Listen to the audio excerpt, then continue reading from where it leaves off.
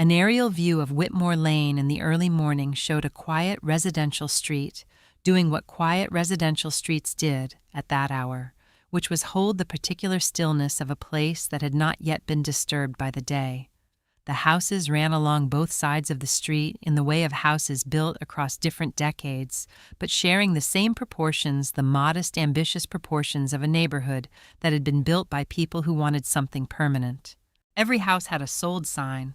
The camera descended toward a single figure walking the length of the street, an older woman in a gray coat with her hands in her pockets, moving at the unhurried pace of someone who walked this route regularly and had no reason to alter the pace that suited her. In a conference room somewhere in the city, a real estate developer slid a document across a polished table toward a lawyer. The lawyer read it with the efficient attention of someone reading documents for a living, and she found the line, and she circled it with the clean mark of someone who circles things, because they require attention. The line read, Whitmore Lane Trust. Beneficiary N. Abernathy. 7 parcels. 2 years ago, Nora's brother had handed her a document and told her to sign. She had signed. She had packed her things and walked out of the house her father had built with his own hands on a lot he had bought in 1961 when nobody wanted it, and she had moved 8 doors down the same street into a small apartment and had said nothing about why she had chosen to stay on the same street she had just been removed from. Nobody understood it. Nobody thought to ask. On the street, Nora stopped. She stopped in front of the last house on her route, the house at the end, the house her father had built, and that her brother had taken, and that now had a sold sign in the front yard with a different quality from the others, the quality of the last piece of something complete. The real estate agent came toward her across the lawn with the folder in her hand and the expression of someone delivering the final piece of information in a transaction that had taken 2 years to complete. She said, Mrs. Abernathy, the last deed is cleared. That's all, 7 properties transferred. Nora looked at the house. She looked down the street at the sold signs in sequence, at the street that ran from where she had been standing to where she was standing at the houses that had been other people's houses, and were now in the way of things that had been arranged correctly by a patient man 30 years before anyone needed them to be arranged hers. She said, and the family home. The agent said, closed yesterday, title is yours. Nora nodded. She turned. She continued walking down the street in the direction she had always walked, at the same unhurried pace she had always walked, hands in her coat pockets, the worn soles of her walking shoes making the same sound on the pavement they always made. She did not stop. She did not look. Nora put on her coat at 6:40, which was when she always put on her coat, and she laced her walking shoes with the practiced efficiency of someone who had been lacing the same shoes in the same sequence for 14 months and had the motion down to its minimum necessary components. She stepped out of apartment 3B. The morning air on Whitmore Lane had the quality it had at this hour. In this season, the cool, particular air of a residential street before the day had fully committed to itself, before the cars started and the doors opened, and the street became the street it was during the hours when people were using it rather than sleeping beside it. Nora liked this hour for exactly this quality. She had liked it for 34 years of walking to school before her students arrived, and she liked it now for the same reason, which was that the world was most clearly itself before it had an audience. She walked.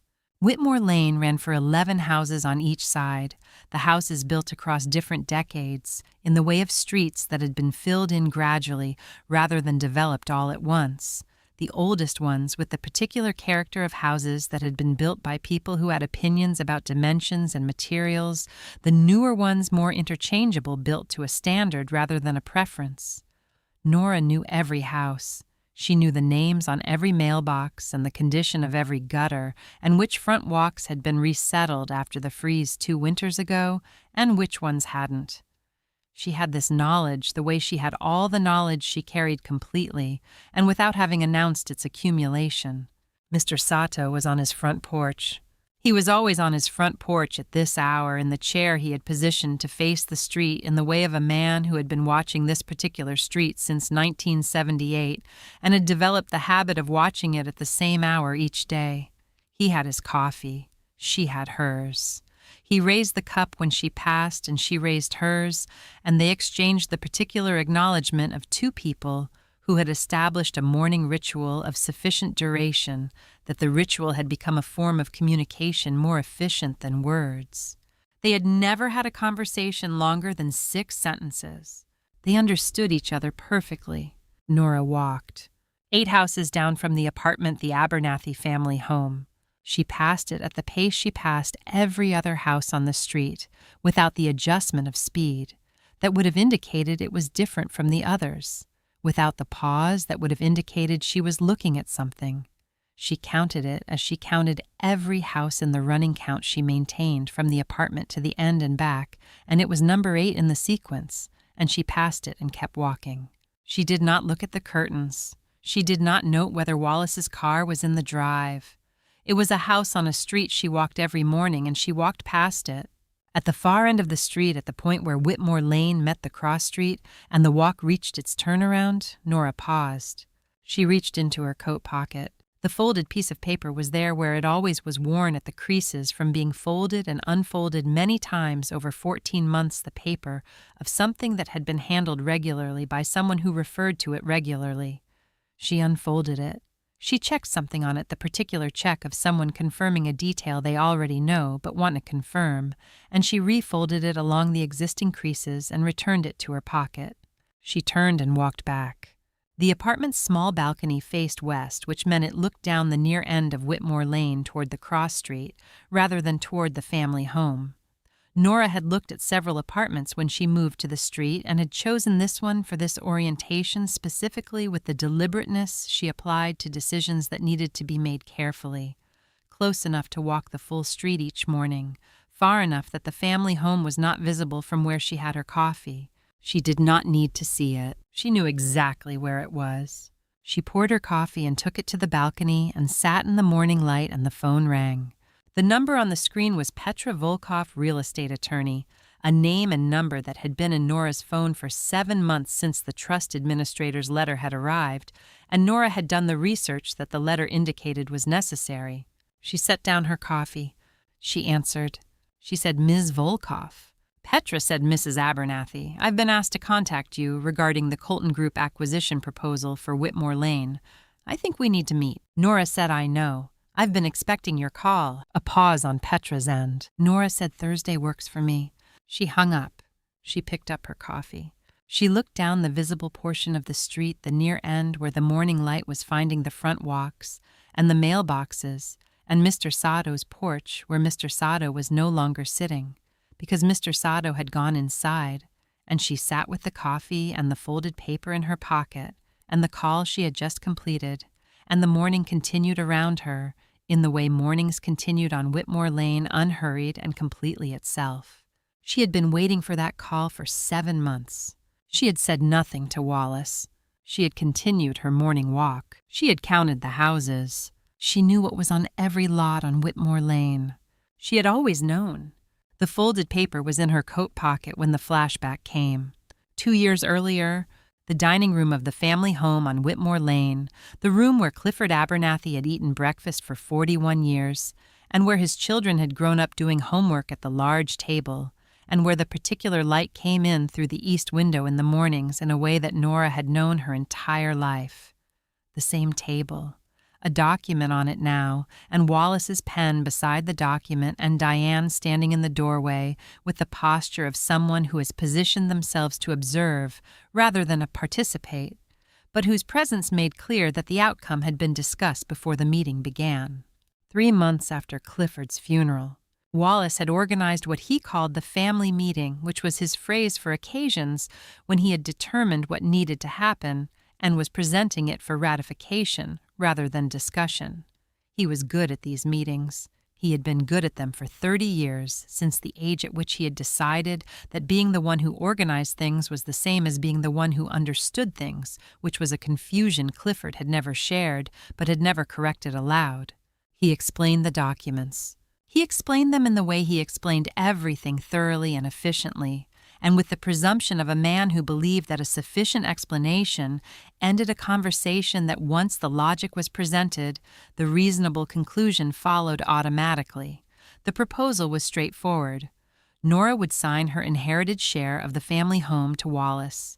In exchange, Wallace would manage the estate, maintain the property taxes, and ensure the house remained in the family, rather than being subject to the complications that arose when jointly owned properties had multiple claimants with different needs. Diane said from the doorway, "Nora, honestly, you live alone. The house is too large for one person, and Wallace is here every week managing things anyway. It makes sense for it to be properly in his name." She said it the way Diane said most things that were difficult, with the efficiency of a woman who had decided that directness was a form of kindness, which made the difficulty of what she was saying invisible to herself and entirely visible to everyone else. It was not cruelty. It was practicality delivered without the consideration that practicality sometimes required. Nora read the document. She read it the way Clifford had taught her to read anything, with a signature line, which was from the beginning, and without skipping the sections that were difficult to read, because they were difficult to read for a reason. The reason usually being that they contained the information that mattered most. She read it with her hands flat on the table on either side of it, not holding the pen, reading before she touched the pen. She asked 2 questions. She said, "Does this transfer the house in full?" Wallace said yes. She looked at Wallace directly. She said, "Does Dad's trust documentation need to be updated in parallel?" Wallace said, "The trust is separate. This is just the house. The trust handles other things. This document is only about the family residence." Nora said, "I know it's separate." She picked up the pen. She signed. The audience watching her face rather than her hand would have seen what was on it, which was not distress and not resignation and not the compressed grief of someone doing something against their will. What was on her face was the expression of a person signing something they have already decided about, for reasons that existed entirely outside the document in front of them, the particular precision of an act that is completing one thing while something else entirely remains untouched. She signed the way her father had taught her to sign documents that mattered, with her full name, rather than an abbreviation, with the pen held correctly, with the attention of someone who understood that a signature was a record of a presence. The move was methodical. She packed her own boxes in the sequence that made sense to her, the books by subject and then by size, the kitchen things organized by frequency of use, the clothes by season. She kept what mattered and donated what didn't, with the efficiency of a woman who had spent 34 years teaching children to distinguish between necessary and accumulated, and had applied the lesson to her own possessions. She took nothing that wasn't unambiguously hers. The last item she placed in the last box was not the last item she packed. She packed it first at the bottom before anything else went in. A manila envelope sealed with the flap, tucked rather than glued, the kind of sealing that was deliberate without being permanent. She had carried this envelope since 1998, when Clifford had sat with her at this same dining room table without Wallace present, and had explained the trust and what was in it, and what her name on the beneficiary line meant, and what the 7 parcels on Whitmore Lane would eventually mean. She placed the envelope in the bottom of the box. She packed everything else on top of it. Wallace carried the last box to her car. At the door of the family home, at the threshold of the house Clifford had built with his own hands on a lot he had purchased when nobody wanted it, Wallace set down the box and looked at his sister with the expression of a man who has done something he considers to be correct and wants that correctness acknowledged. He said, "This is better for everyone, Nora. You'll see." She looked at the house. She looked at it for the length of time she needed to look at it, which was a few seconds, enough to take it in as what it was. The house her father built. The house she had grown up in. The house she had just signed over to her brother at a dining room table on a Tuesday afternoon. She said, "I know Wallace." She got in the car. She drove 8 houses down the street. She parked in front of apartment 3B. She sat in the car for 3 minutes. The dashboard clock moved through them. She sat with her hands on the wheel and looked at the apartment door, and gave herself the 3 minutes, because 3 minutes was what the moment deserved, not more and not less. The time it took to feel something fully and completely, without allowing it to become something she would carry forward as unresolved. Then she got out. She carried her own boxes. She did not ask for help. She had signed the house over and said nothing about the trust. not because she was afraid, because the trust was not something she had been asked about, and she had learned from 34 years of teaching children who thought they were clever that you should never answer the question that wasn't asked. Nora spread the documents on the kitchen table of apartment 3B. She had opened the manila envelope many times before, in the 23 years since Clifford had given it to her at the dining room table of the family home with Wallace not present, and she had read the documents inside it with the attention she gave to documents that required regular consultation, the trust agreements and the annual reports, and the tax records, the paper infrastructure of 7 lots on Whitmore Lane that had been quietly held and quietly appreciated for 23 years. But this morning was the first time the full contents came out in order spread across the kitchen table of apartment 3B in the light that came in from the narrow kitchen window, because this morning was the morning after Petra Volkov had called, and Nora had said she had been expecting the call and Thursday worked for her. The map was at the center. Clifford Abernathy had drawn it himself in 1961, the year he bought the first 2 lots on Whitmore Lane, when the street was unfinished at both ends, and the neighborhood was the kind of neighborhood that people with means avoided, and people with patience recognized. The map was on graph paper, the lots drawn in his careful workman's hand, the measurements noted in pencil in the margins. Over the following years, as the street filled in and the lots were sold and built on, he had updated it not with revisions but with annotations, the dates and the names of the buyers and the prices.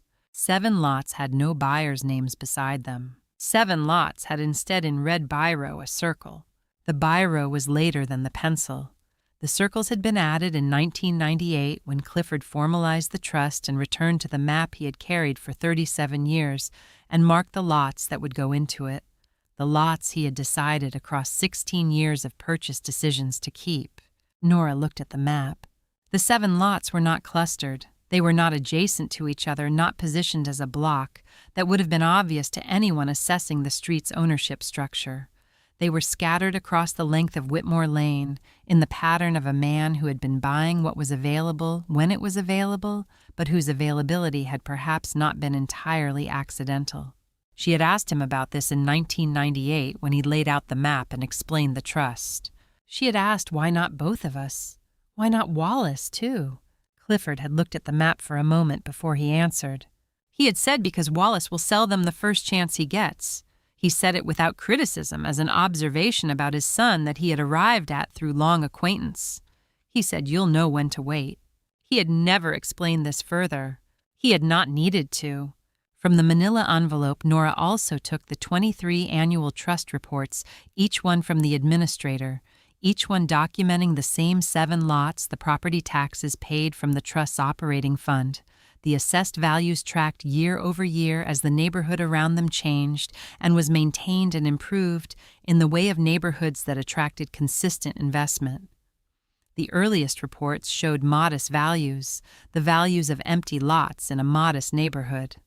The more recent ones showed something different, the values of land in a neighborhood that had become desirable, that had held its character while the city expanded around it, that sat at a distance from the center, that had shifted from inconvenient to sought after over the course of 50 years. Nora unfolded the piece of paper from her coat pocket. She placed it beside the 1961 map. It was the most recent trust valuation report prepared by the administrator at her request after the Colton Group proposal arrived through the trust's correspondence channel before it arrived through any channel Wallace had access to. The current combined assessed value of the 7 lots was printed in the summary line at the bottom of the first page. $2.1 million. In 1961, across 16 years of purchases, Clifford Abernathy had paid $4,800 total. Nora looked at the number. She did not editorialize. She placed the valuation report beside the map and looked at both of them together. The 1961 pencil lines and the current assessed value the distance between $4,800 and $2.1 million measured in the 63 years of a man's patient and specific intention. She traced the map with one finger, following her father's pencil lines from the first lots at the near end of the street to the last ones toward the far end, moving through the scattered red circles. She said quietly to the map he bought them in gaps, not clustered, not obvious. She said he put them where they'd be needed. She looked up. She said he knew this street would matter someday. The Colton Group proposal, which she had studied through the trust administrator's forwarded copy before Wallace knew the proposal existed, offered to purchase all of Whitmore Lane for a mixed-use development at a price per square foot that would apply uniformly to all parcels. The development required the assembled street. Without assembled ownership, the project was not viable, and the 7 lots in Nora's trust were scattered across the street in the specific positions that made assembly without them structurally impossible. Colton Group could not proceed without her. She had known this for 7 months. She had walked the street every morning for 7 months. She had counted the houses. She refolded the map along Clifford's original creases and placed it on top of the trust documents and picked up her phone. She dialed the trust administrator's direct number. When he answered, she said, "I'd like to discuss options beyond the Colton proposal." She said specifically, "I'd like to understand the mechanism for using trust assets to acquire additional properties on the same street." The trust administrator was quiet for a moment, with the quality of a man receiving a question he had been expecting from a client he had been serving for 23 years. He said, "I can walk you through that, Mrs. Abernathy." She said, "Good. I'll also need the current market values for each residential property on Whitmore Lane, all 11 of them." Clifford Abernathy had bought 7 lots across 16 years and placed them in a trust for his daughter in 1998, 21 years before Wallace would take the family home from her. He could not have known precisely what would happen, but he had placed the pieces where they would be needed in the gaps, scattered at the specific intervals of a man who understood something about how leverage worked on a street he had built from 2 lots and an intention. He had trusted Nora to know when to use them. He was right. Nora arrived at the law office 20 minutes before the meeting.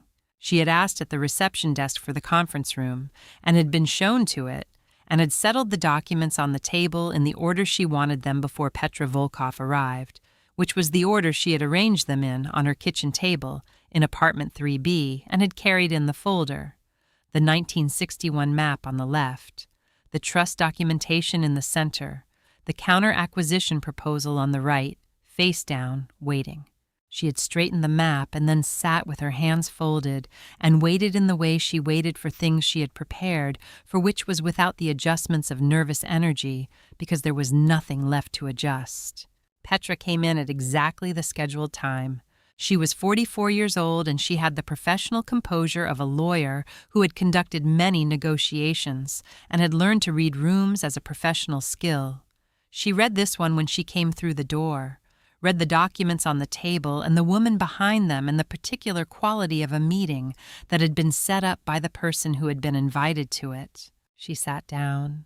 She said, "Mrs. Abernathy, I want to be transparent with you about something." She said, "When I identified the trust in the title search, I called your brother first. He told me the lots were a minor complication and that you would obviously cooperate with the family's decision." Nora said, "I see." She straightened the map by a small degree, the adjustment of a document that was already straight, the gesture of a woman giving herself a moment. She said, "And then you called me." Petra said, "Then I called you." Petra laid out the Colton Group's position with the efficiency of a lawyer who respected a client's time, which was the efficiency she was applying to Nora, having concluded at some point in the conversation before she arrived that Mrs. Abernathy's time deserved respect. The development required an assembled street. The 7 trust parcels were positioned in the gaps of the development footprint in a way that made assembly without them structurally incoherent. Colton Group's offer was substantial. The per-square-foot figure applied to all parcels, including the trust lots, reflecting the development premium of assembled urban land. Nora listened without expression. When Petra finished, Nora said, "How much of the street does Colton currently have agreements on?" Petra checked her file. She said 11 of the 19 properties. Nora said, "And the remaining 7, excluding my trust parcels." Petra said, "Still in active negotiation." Nora said, "I see." She opened her folder. She took out the counter-acquisition proposal and slid it across the table toward Petra with the clean motion of someone placing a document rather than presenting one, no ceremony, just the placement of a thing in front of the person who needed to read it. Petra picked it up. She read it. The expression change was professionally contained, which was what 18 years of real estate law produced in a person's face when they encountered something surprising, but it was visible to anyone who knew what contained surprise looked like, which Nora did. Petra looked up. She said, "This is a counter-acquisition proposal." Nora said, "Yes." Petra said, "You want to buy the street." Nora said, "I want to buy the properties that haven't committed to Colton Group, and I want a right of first refusal on the ones that have committed contingent on Colton's withdrawal from those agreements." She paused. She said, "Which they will withdraw from, without my lots." Petra said, "Mrs. Abernathy, the trust valuation supports approximately $2.1 million in assets.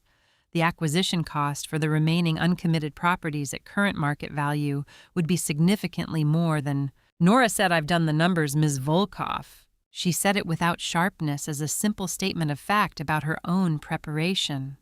She said the 7 lots are worth $2.1 million at current assessed value, but their value to Colton Group as the pieces that complete their development footprint is considerably higher than assessed value. A developer who cannot assemble a street cannot proceed. That gap between assessed value and functional necessity is the leverage. She looked at Petra directly. She said, "I am not selling the lots. I am using them as a mechanism to negotiate first refusal rights on every uncommitted property on the street at current market value rather than Colton's inflated acquisition price, because once Colton withdraws, current market value is the correct price, and I will be the only buyer with an established position on the street." Petra was quiet for a moment, the kind of quiet that had something working inside it. She said, "You've been planning this for how long?" Nora said, "Since the day I moved 8 houses down." Petra said that was 2 years ago. Nora said yes. She said it without the inflation of someone making a point and without the deflation of someone minimizing what she was saying. She said, "My father waited 23 years for the right moment to formalize the trust. He bought those lots in the gaps of the street's development because he understood that the most useful thing you can own is the thing someone else needs to complete their plan. I waited 2 years to use what he built." She refolded the map along Clifford's original creases. She placed it back in her folder. She said, "My father taught me that patience is not the absence of a plan. It's the plan waiting for the right conditions. He put the lots where they would be needed. I waited for someone to need them." Petra said, "And your brother? He'll find out." Nora said, "Yes." A pause. She said, "That's also part of the plan." She said it without drama, without the edge that would have made it a threat rather than a statement of sequence. It was simply the next thing that was going to happen, in the order that things were going to happen, which she had organized before she walked into this meeting, the same way she had organized the documents on the table before Petra arrived. Petra gathered her copy of the counter-proposal and looked at it for a moment, and then looked at Nora with the expression she had been working toward since she read the first document, the expression of a lawyer who has recalibrated the room she is in and the person across the table from her. She said, "I'll need to withdraw from representing Colton Group before I can advise you. There's a conflict of interest now." Nora said, "I know." She said, "I'll wait." She said it the way she said everything that was certain, simply and without the performance of certainty, because the certainty was in the structure of what had been arranged and did not require her voice to hold it up. Petra withdrew from the Colton Group representation that afternoon. She called Nora's number the following morning. She had been doing real estate law for 18 years. She had never met a client who arrived at a negotiation with the outcome already structured, who had used another party's offer not as a number to accept or reject, but as the mechanism by which she would acquire everything that party needed.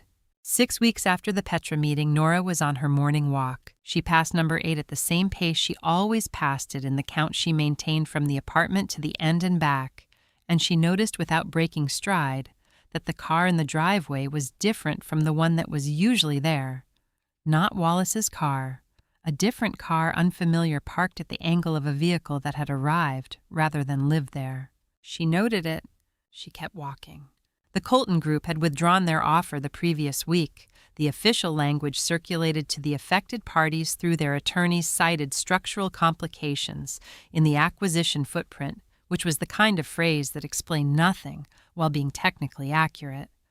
The actual reason which Petra had communicated to Nora in the same call in which she confirmed that her own representation conflict had been resolved and she was now advising Nora exclusively, was that without the 7 trust parcels, the development had no coherent footprint. A mixed-use development required assembled land. Assembled land required every piece. Colton Group had built their financial model on the assumption that the 7 gaps in their footprint were a minor complication that the beneficiary would obviously resolve in the family's favor. The beneficiary had not resolved it in that direction.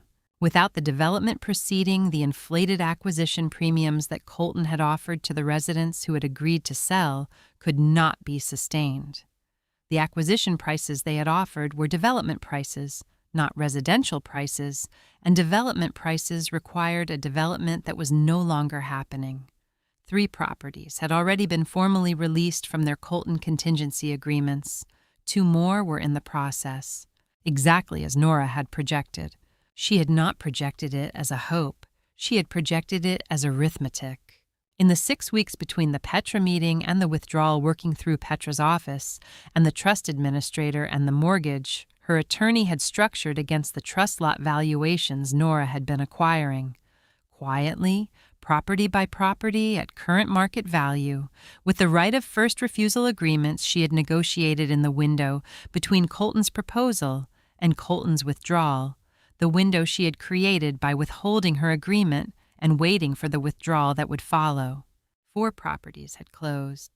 2 more were in final documentation. The acquisitions had been conducted without announcement. The residents who were selling to a buyer they knew as N. Abernathy Trust, which was accurate. Most of them did not connect the trust to the woman who walked the street every morning. Some of them were people who had lived on Whitmore Lane for decades and knew Nora as Clifford's daughter and understood when the connection was made that this was completely consistent with everything they had known about Clifford Abernathy. Mr. Sato had received a letter. He had been sitting on his front porch when his mail arrived on a Thursday morning, and the letter from the trust's attorney was in it, and he had read it twice with the deliberate attention he gave to things that deserved it. The letter informed him that his property was not included in the acquisition and would not be. His right to remain on Whitmore Lane was being formally recorded as a protected interest in the acquisition documentation, meaning that no future use of the assembled street could proceed without his written agreement. He had put the letter down on his knee. He had looked toward apartment 3B, toward the balcony that faced the near end of the street, though Nora was on her morning walk and not on the balcony. He raised his coffee cup in that direction anyway. He had understood what she was doing since the 3rd or 4th morning walk. He had not asked. He had watched. He had known Clifford Abernathy since 1978, and he knew the particular quality of patience that Clifford had possessed and had apparently transmitted to his daughter, along with whatever was in the manila envelope she carried from the family home. He had been right to wait to see what she would do with it. Wallace had been watching the Colton Group withdrawal with the mounting alarm of a man who had built his understanding of a situation on an assumption that was proving to be wrong in a way he could not yet fully articulate.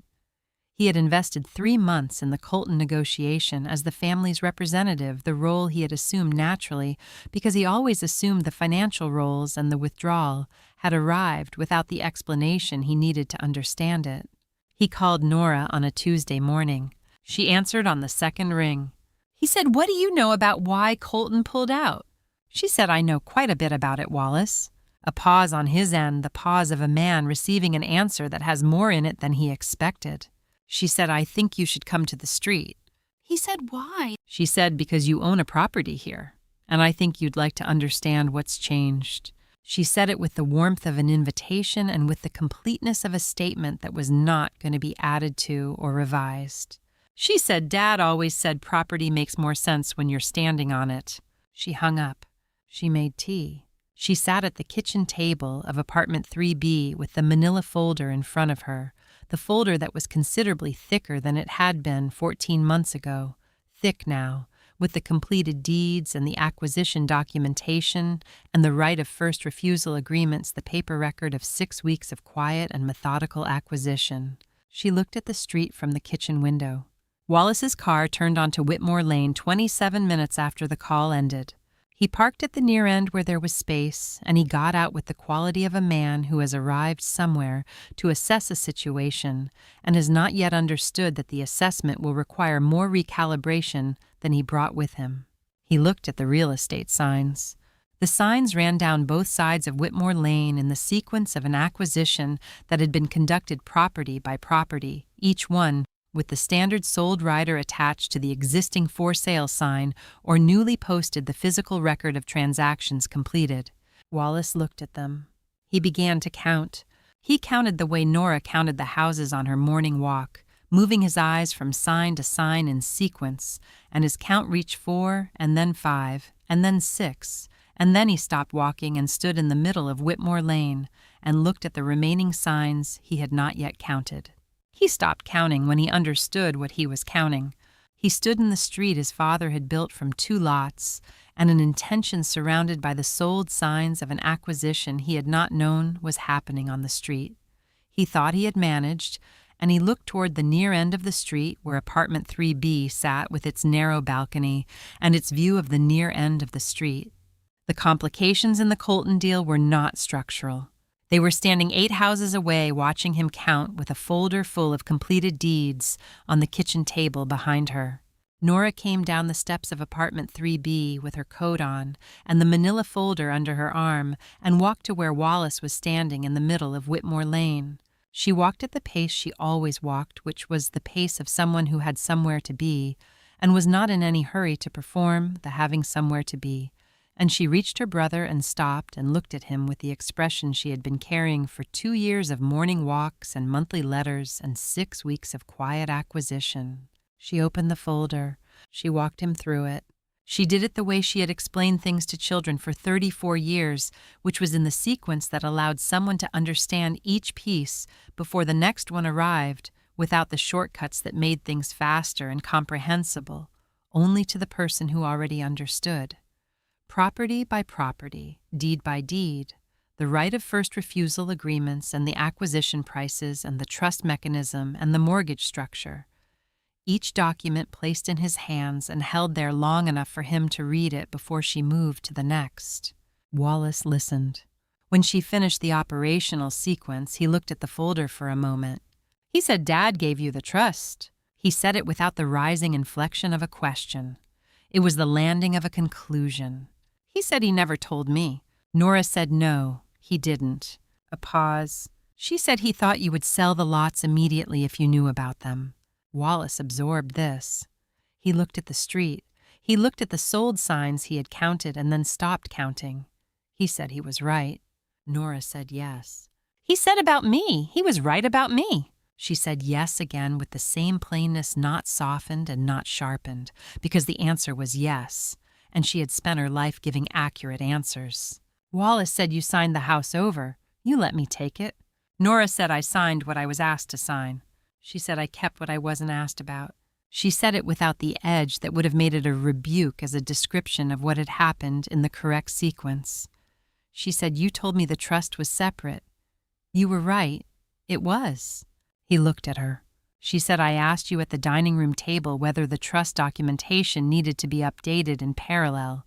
You told me the trust was separate from the house transfer and that this document was only about the house. She said you were telling the truth. You just didn't know the full dimensions of what you were telling the truth about. Wallace was quiet. He turned and looked at number 8. The family home stood as it had always stood, the house Clifford Abernathy had built with his own hands on a lot he had purchased in 1961 when nobody wanted it. The house where both of them had grown up and where their father had lived until he died and where Wallace had been living in the manner of someone who had always been moving toward occupying it rather than someone who had planned to occupy it from the beginning. He said, in this one, my property. Nora said, I haven't acquired it. A pause. She said, yet. She said, that's your decision, Wallace, not mine.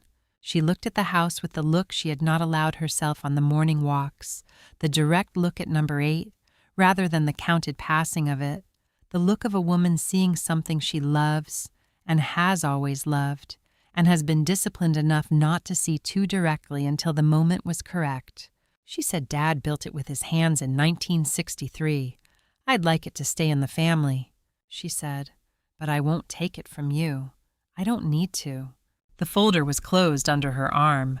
The street ran in both directions around them with its sold signs and its unchanged houses, and Mr. Sato's porch, where Mr. Sato was not sitting this morning, but whose coffee cup would be raised the next morning, the same as it had been raised every morning.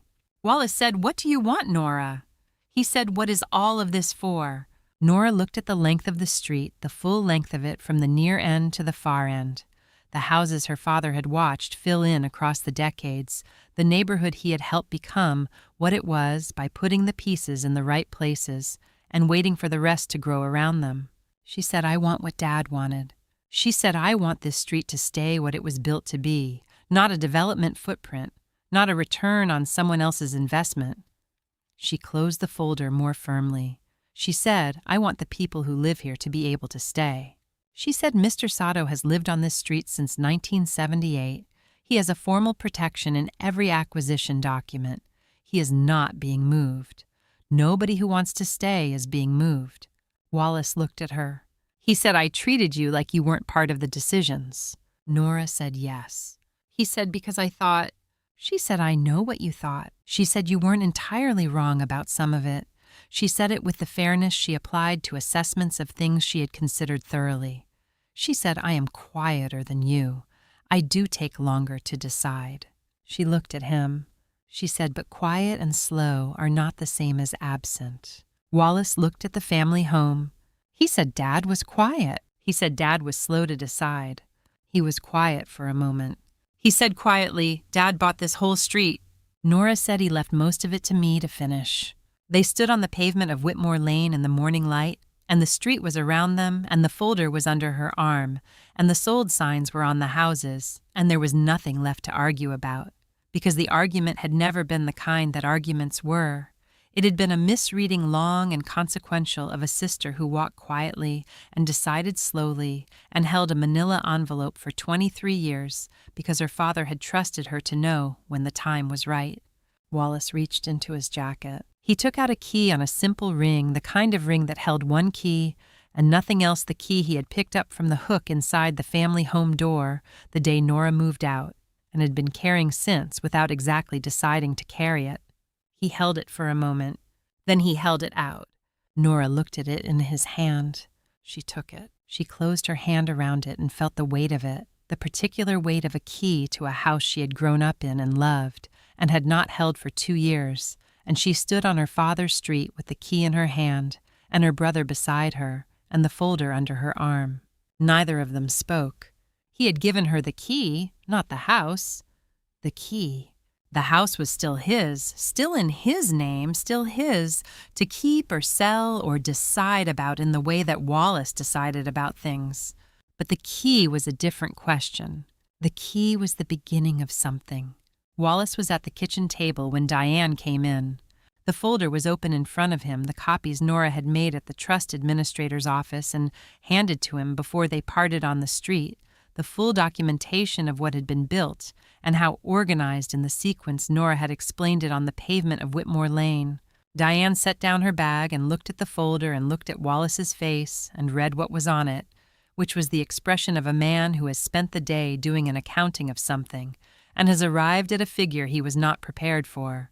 She read over his shoulder. She read the trust document first, the 1998 structure, with Nora's name on the beneficiary line, and the 7 parcels listed by lot number, and then the acquisition summary with the properties and the prices and the dates, and then the right of first refusal agreements, and then the mortgage structure, and then the property management outline. She finished. She sat down. She picked up the trust document again and read it a second time from the beginning. She said, "Clifford set this up in 1998. Wallace said before I was managing anything?" Diane said he chose her specifically. Wallace said yes. He was quiet for a moment. He said he told me once that Nora thought before she acted, and I acted before I thought. He said it, and then looked at the table. He said I thought he meant it as a criticism of me. I think he meant it as an explanation of why he was doing what he was doing. Diane set the trust document down. She said I told her to leave the house. Wallace said I know. Diane said I believed it was the right thing. She said it with the directness she always used, the directness that Nora had identified accurately as practicality, delivered without the consideration that practicality sometimes required. She said, "I still believe the house was logistically better managed with us in it." She paused. She said I was wrong about what the house meant. She said it as a correction of her own accounting, the specific acknowledgement of a woman who was precise enough to identify the exact location of the error. Wallace said she didn't take our house. Diane said no. Wallace said she had the position to do it. With the trust leverage and the assembled street, she could have made it impossible for us to stay. Diane said she didn't need to. Wallace said she didn't need to because she already had what she wanted, which was the street staying what it was built to be. The house is still ours. Diane looked at the folder. She said she didn't take our house because she already had the street. She exhaled slowly, the exhale of someone who has followed a logic to its conclusion and has arrived at a conclusion that required the revision of several things she had believed. She said that is either the most generous thing I've ever heard or the most precise. Wallace said probably both. Diane was quiet. Then she said your father knew which one she was, didn't he? Wallace said yes, he did. Diane picked up her phone. She held it for a moment, the particular pause of a woman deciding whether to make a call she knows she should make and has not yet committed to making because the commitment required something she was still organizing in herself. She set the phone down. She picked it up again. She dialed. The phone rang 4 times. Nora answered on the 4th ring with the quality of someone who had been expecting a call and had given it the appropriate number of rings. Diane said, "Nora? It's Diane." A pause. She said, "I'd like to apologize. I'd like to do it properly in person if you'd allow it." Nora's answer was brief. She said, "Come for coffee. Saturday morning, I'll show you the map Dad drew." The line went quiet. Diane held the phone for a moment after it ended, the phone still at her ear, listening to the silence that follows a call that has said what it needed to say. She said she invited me to see the map. Wallace said Dad drew it in 1961, the original property layout for the street. She showed it to me this morning on the pavement. He circled the 7 lots himself when he set up the trust. Diane said in pencil. Wallace said red biro when he formalized it in 1998. He went back to the map and circled the lots in red. The pencil was the original drawing. The biro was the decision. Diane said he went back to the map. Wallace said yes. He said he always went back to the things he'd built and looked at them again when he needed to decide something. She looked at him across the table. He said, "I remember watching him do it with the house plans. He'd take them out and spread them on the floor and look at them. Not to change anything, just to understand what he'd made." Diane said, "What happens to the street now?" Wallace said Nora manages it. The properties she's acquired, she'll keep at current market rents, protect the existing tenants, prevent any large-scale development from assembling the footprint. He said Mr. Sato has a formal protection in every deed. Nobody who wants to stay is being displaced. Diane said she told you all this. Wallace said she had a plan document. In the folder. Page 4. Diane opened the folder. Page 4. A 2-page document headed with a title in Nora's clean handwriting rather than the formal typography of the legal documents around it. Whitmore Lane Stewardship Framework. At the top, before the table of contents and the operational details, a single line. For Clifford Abernathy, who built something worth keeping. Diane read the framework. She read it once and then read it again, the way she had read the trust document the second reading for the details the first reading had absorbed without fully registering. It was precise and fair and organized by someone who had been thinking about it for 14 months from the window of a small apartment 8 houses down the street, from the house where the thinking needed to happen. It was not an act of victory. It was not even an act of justice, not entirely, though it was that too. It was an act of inheritance, the kind that was earned not by being named in a document, but by being the person who understood what the naming was, for who had been given the map, and the patience to wait for the moment when the map became necessary. Diane set the framework on the table. She looked at the dedication line. She looked at Wallace. Neither of them said anything for a while, and the kitchen was quiet around them, and somewhere, 8 houses down the street, the lights were on in apartment 3B. Nora put on her coat at 6:40. She laced her walking shoes at the door, the new pair same style as the ones that had finally worn through the sole last Tuesday after 14 months of daily use, the same low profile and the same fit replaced without ceremony because the walk required walking shoes, and the old ones were done, and the new ones were ready. She did not think about the replacement as a transition. She thought about it as maintenance, which was what it was. She picked up her coffee from the kitchen counter. She looked at the kitchen table. The folded piece of paper was on it. She had taken it out of her coat pocket the evening before and set it on the table with the intention of putting it back in the morning, the way she had put it back every morning for 14 months, and this morning she had stood at the table and looked at it and understood that she did not need to take it. She knew what was on it. She knew what was on every lot on Whitmore Lane. She left it on the table. She walked out the front door of apartment 3B without it for the first time in 14 months, and the coat pocket that had held it every morning for every one of those mornings was empty in the particular way of a space that has held something and no longer needs to. The street received her the way it always received her at this hour. The morning light was the same morning light.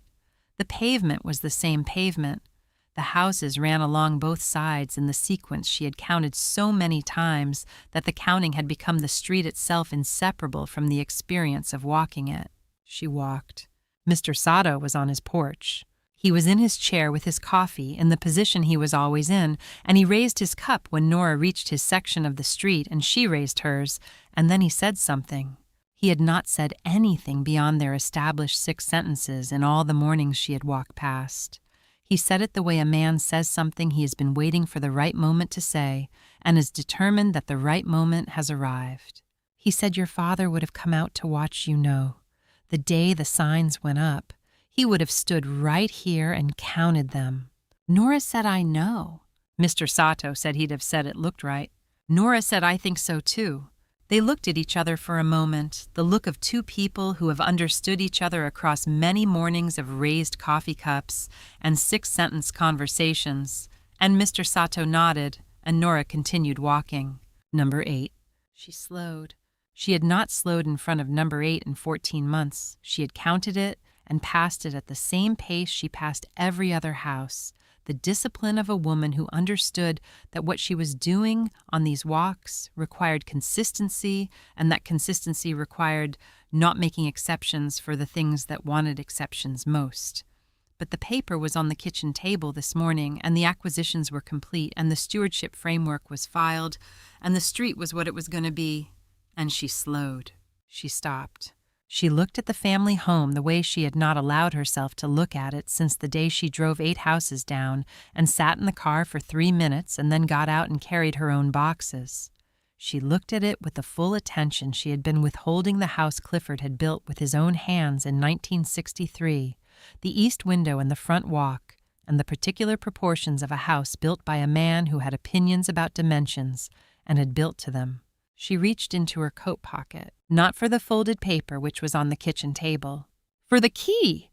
It was on its simple ring, the single key Wallace had carried since the day she left, and had held out on the pavement of Whitmore Lane, and she had taken and closed her hand around. She took it out of her pocket and held it in the morning light outside the house her father had built. She did not walk up the path. She did not try the lock. She held the key and she stood in front of number 8, and she was there for as long as she needed to be, which was not long, which was exactly as long as it took to be there completely. A car came down the street. Wallace parked at the curb and got out with 2 takeaway cups, and through the passenger window Diane passed them to him 2 cups, and he crossed the pavement to where Nora was standing and held one out. She took it. They stood together in front of the family home and drank their coffee, and the street was around them with its sold signs and its unchanged houses, and the morning light finding all of it the way morning light found Whitmore Lane, which was warmly and at the angle Clifford had always said was the best light of the day. After a while, Wallace said what happens now. He said, for you. What do you do now that you've... He gestured at the street with the cup, the gesture of a man indicating something whose full dimensions he is still absorbing. Nora said, manage it. He said, that's it. She said, "That's what management is, Wallace." She said, "You do it every day without announcement, and you make sure the thing you're responsible for stays what it was meant to be." She drank her coffee. She said, "Dad managed this street for 60 years. I expect I have another 20 in me at least." Wallace looked at the street. He said, "I'd like to help, if that's—" He said, "If you'd want that." Nora looked at him. She gave the question the consideration it deserved, which was the full consideration she gave to everything that required it unhurried and without the performance of deliberation. She said, "Come on the walk tomorrow. I'll show you which lots still need work and which ones are already good." He said 6:40. She said 6:35. "I like to be early." They finished their coffee. Wallace took the cups back to the car, and Diane said something to him through the window, and he nodded, and they drove away, and Nora stood in front of the family home for one more moment. She put the key in her pocket. She turned. She walked to the end of Whitmore Lane, the full length of it, the 11 houses on each side, in the sequence she had counted every morning for 14 months, and at the end she turned back. She did not count them. She did not need to count them. She knew what was there. She never moved back into the family home. Apartment 3B had the better view of the street, and she had come to love the balcony in the mornings and the way the near end of the street looked in the early light from the narrow kitchen window. Wallace kept the house. He takes the walk with her on Saturdays now, still arriving a minute or two late, still talking more than she does, still working at the quiet that does not come naturally to him. She is teaching him, slowly, the way Clifford would have. Clifford Abernathy bought 7 lots on a street nobody wanted and waited for the right person to use them. He left them to his daughter in 1998 and told her she would know when to wait, and she would know when she was done. She waited 14 months and she bought a street. She knew she was done on a Tuesday morning when she walked out without checking the numbers, and the street was still exactly what it was supposed to be, and the key was in her pocket, and the coffee was warm, and her brother was 6:35 tomorrow. Some inheritances take 30 years to arrive. The right person holds them until they do.